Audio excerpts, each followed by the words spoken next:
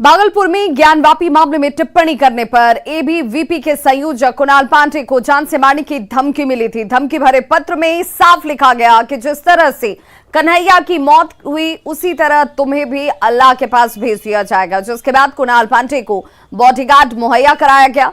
आज कुणाल पांडे ने वरीय पुलिस अधीक्षक बाबूराम को आवेदन सौंपा है। कुणाल ने पुलिस से धमकी देने वाले को जल्द से जल्द पकड़ने और सख्त सजा देने की मांग की है।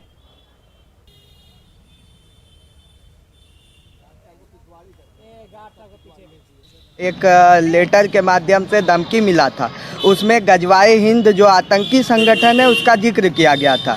जब हम जांच के प्रक्रिया में हम गए, आज उसको लेकर हम लोग सीनियर एसपी के पास आए हैं, शिकायत दर्ज कराने आए हैं कि इस मामला में जो भी दोषी है उसको जल्द गिरफ्तार किया जाए। और जो व्यक्ति ने मुझे पत्र भेजा है वो अगर ये समझ रहे हैं कि कुणाल पांडे डर जाएगा, ये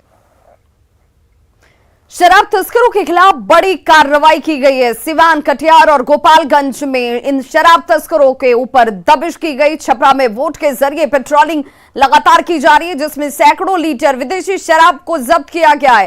3 शराब तस्कर की गिरफ्तारी भी इस कार्रवाई के दौरान की गई है। शराब तस्करों के खिलाफ एक के बाद एक कार्रवाई होती हुई और सैकड़ों लीटर विदेशी शराब जब्त हुई है। तो बिहार में शराब तस्करों पर नकेल कसने के लिए आसमान से लेकर जमीन तक पहरा दिया जा रहा है। पहले ड्रोन से कार्रवाई के बाद पुलिस अब हाई स्पीड बोट के जरिए शराब के ठिकानों पर पहुंच रही है। छपरा में कुछ इसी तरह का दियारा के उन इलाकों तक हवाई स्पीड बोट का इस्तेमाल किया जा रहा है जहां पर पुलिस पहले आसानी से नहीं पहुंच पाती थी। पहुंचना दूभर होता था, लेकिन नदियों के रास्ते हाई स्पीड बोट के जरिए अब पुलिस ऐसे शराब के ठिकानों तक पहुंच भी रही है। सैकड़ों लीटर शराब को जब्त करने के बाद उसे नष्ट किया जा रहा है। छपरा में रिवर पेट्रोलिंग के जरिए शराब के धंधेबाजों पर नजर रखकर उनकी कमर तोड़ी जा रही है। तो ये एक्सक्लूसिव तस्वीरें उन दियारा इलाकों की और स्पीड बोट के जरिए देखिए कैसे शराब तस्करों के ऊपर नकेल कसी जाती हुई। जी अभी हम लोगों को स्पीड बोट डिपार्टमेंट के द्वारा प्रोवाइड किया गया है, एक पटना जिला को और एक सारण जिला को। इससे लगातार हम लोगों ने पटना जिला और सारण जिला के साथ कंबाइंड, साथ में हाजीपुर का भी बोट रहता है और सारण जिला का और इसका आरा जिला का भी बोट रहता है। इससे लगातार हम लोग नदी क्षेत्रों में और दियारा क्षेत्रों में पेट्रोलिंग की जा रही है तथा लगातार छापामारी की जा रही है। तो बिहार के कई जिलों में शराब तस्करों के खिलाफ पुलिस ने शिकंजा कसना शुरू कर दिया है। सिवान की बात हो, कटिहार की बात हो, गोपालगंज समेत कई जिले इसमें शामिल हैं जहां शराब तस्करों के खिलाफ पुलिस ने ये बड़ी कार्रवाई की है। और 3 तस्वीरें कार्रवाई की आपके सामने, कैसे सिवान में शराब तस्कर की चालाकी को पकड़ा गया। कटिहार में भी ऐसे ही कार्रवाई की गई जहां सैनिटाइजर के नाम पर शराब की तस्करी की जा रही थी। वहीं गोपालगंज में बलथरी चेक पोस्ट पर गाड़ी चेकिंग के दौरान पुलिस ने 1000 लीटर से ज्यादा विदेशी शराब जब्त की।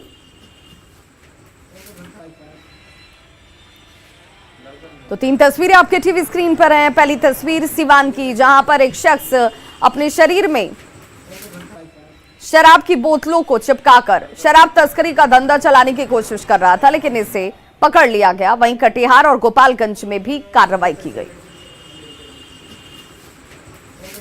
और बड़ी खबर इस वक्त पीएफआई और एसटीपीआई से जुड़ी हुई, अब तक 4 लोगों की गिरफ्तारी की गई है। एक गिरफ्तार को फिलहाल छोड़ दिया गया है, जो बड़ी जानकारी सामने आ रही है। अब तक 4 लोगों की गिरफ्तारी हुई है, एक शख्स को छोड़ा गया है, 3 को हिरासत में लेकर पूछताछ अब भी की जा रही है। एटीएस की 8 टीमें छापेमारी में जुटी हुई हैं। पटना में 3 और बाहर 5 टीमें इस वक्त इस कार्य में जुटी हुई हैं। पटना समेत राज्य के अन्य जिलों में ताबड़तोड़ छापेमारी की जा रही है। पुलिस और एटीएस की 8 टीमें इसके लिए बनाई गई हैं। 3 टीम लगातार पटना में ही छापेमारी कर रही है। हिरासत में लिए गए आरोपियों से भी पूछताछ हो रही है, जबकि 5 टीमें पटना से बाहर के तमाम दूसरे जिलों में कार्रवाई करती हुई। अब तक कुल 4 लोगों की गिरफ्तारी हुई है। 3 लोगों को हिरासत में लेकर पीआर बॉन्ड के बाद एक शख्स को हालांकि छोड़ा गया है और 3 से पूछताछ की जा रही है। और संवाददाता अमित हमारे साथ इस वक्त ज्यादा जानकारी के साथ फोन लाइन पर जुड़ गए हैं पटना से। अमित, जो जानकारी इस वक्त, पहले 5 लोगों की गिरफ्तारी की बात आ रही थी, अब 4, एक शख्स को छोड़ा गया है, क्या ग्राउंड? देखिए बिल्कुल शमीम अख्तर जो है उसे पीआर बॉन्ड लिखवा करके छोड़ा गया है और उसके बारे में जो जानकारी मिली थी कि ये भी इस संगठन से जुड़ा हुआ है और इसी आधार पे इसकी भी गिरफ्तारी हिरासत में लिया गया था, गिरफ्तारी भी हुई, लेकिन बाद में पीआर बॉन्ड भराया गया और फिर छोड़ा गया है। जो आधिकारिक सूत्रों से जानकारी मिली है कि अभी 5 टीम जो है वो सीमांचल के इलाके में, अलग अलग इलाके जो हैं मधुबनी, कटिहार, दरभंगा, उसके अलावा अररिया, तो ये तमाम जो जिले हैं वहाँ पे छापेमारी में पूरी रात जुटे रहे हैं। अभी फिलहाल जो है छापेमारी रोकी गई है थोड़ी देर के लिए, फिर जो छापेमारी है दोपहर के बाद संभवतः फिर से शुरू होगी। जो आधिकारिक सूत्रों से अहम जानकारी मिली है, सबसे बड़ी खबर हम अभी दर्शकों को बताने जा रहे हैं कि झारखंड भी जो है वो 2 टीमें जाएंगी। संभवतः आज दोपहर के बाद जो है वो टीमें रवाना होगी, क्योंकि जो जलालुद्दीन है वहाँ पे बतौर एसआई के तौर पे कार्यरत थे और उस दौरान उनका क्या क्रियाकलाप रहा है, क्योंकि जब वो सेवानिवृत्त हुए हैं तो वो इस तरह से देश में विध्वंस फैलाने की साजिश में शामिल हो चुके हैं। तो ऐसे में जब वो सेवारत थे तो क्या उनकी एक्टिविटी रही है, उसके संदर्भ में भी पता लगाने के लिए 2 टीमें जो हैं वो झारखंड जाएगी। फिलहाल जो शमीम अख्तर हैं उसे पीआर बॉन्ड लिखवा करके छोड़ा गया है। 3 अन्य को हिरासत में रखा गया है, जिनसे लगातार पूछताछ जो विशेष टीम के जो सदस्य हैं वो कर रहे हैं। बहुत बहुत शुक्रिया अमित इस तमाम जानकारी के लिए। तो देखिए एटीएस की 8 टीमें इस वक्त कार्रवाई में जुटी हुई हैं, जिनमें जो जानकारी हमारे सहयोगी दे रहे हैं 2 टीमें आज झारखंड की राजधानी रांची जा सकती हैं और इस मामले को लेकर के भी पूछताछ का दायरा लगातार बढ़ता हुआ, क्योंकि बिहार के तमाम दूसरे जिलों में भी कार्रवाई करती हुई टीमें इस वक्त। बगहा में आदमखोर बाघ से लोगों के बीच दहशत है। हरनाटांड में बाघ ने किसान की जान ले ली है। जंगल में किसान का शव बरामद किया गया है। वन विभाग के खिलाफ लोगों के अंदर भारी नाराजगी और गुस्सा नजर आ रहा है। बाघ के हमले में किसान की मौत हो गई है। मौत के बाद वन विभाग के खिलाफ देखिए लोगों ने कैसे जमकर विरोध प्रदर्शन किया, नाराजगी जाहिर की, बवाल काटा गया। हरनाटांड वन क्षेत्र के बैरिया कला के जंगल में किसान धर्मराज महतो पर बाघ ने हमला कर दिया और बाद में किसान का शव जो है वो जंगल के अंदर से बरामद किया गया है।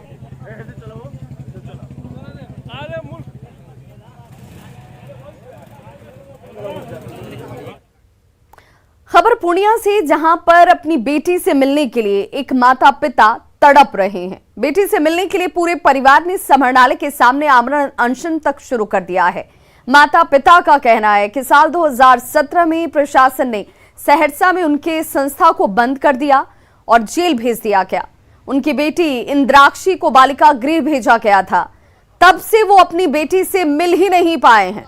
दंपत्ति का कहना है कि जब तक बेटी से मुलाकात नहीं हो जाती है वो यहां से नहीं उठेंगे।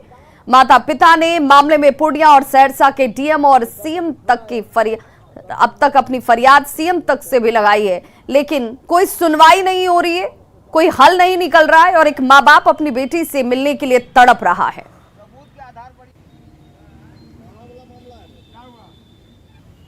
इसका पैर में पकड़े होंगे बेटी के लिए। हम सीधे कहते हमको बेटी दे, हमको किसी से कोई झगड़ा लड़ाई नहीं है, हम किसी से झगड़ा लड़ाई नहीं कर रहे हैं। हमको सिर्फ बेटी दे, मेरा घर लूट लिया, सारा जेवर लूट लिया, सारा कपड़ा लत्ता लूट गया, सिर्फ वो साड़ी पहन के निकले थे सब ले ले, सारा कागज पत्र में आग लगा दिया, सब ले, लेकिन हमको बेटी लौटा।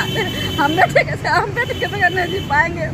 17 में अकारण, बिना कारण का, बिना सबूत का कोई आरोप नहीं था, एकाएक फर्जी जांच रिपोर्ट तैयार किया और 17 को विश्वकर्मा पूजा के रोज संस्था को मैंने बंद करके सारे बच्चे को उठा करके ले गए। हम पति पत्नी को धारा 353 लगा करके जेल भेज दिए, सरकारी काम में बाधा लेकर के। हमारे बेटा बेटी वगैरह लेकर के भी चले गए। उस दिन से बालिका गृह पूर्णिया में ये बच्ची हमारी बंद है। उस बेटी के लिए उस दिन से हम प्रयासरत हैं, आज तक संभव नहीं हो सका।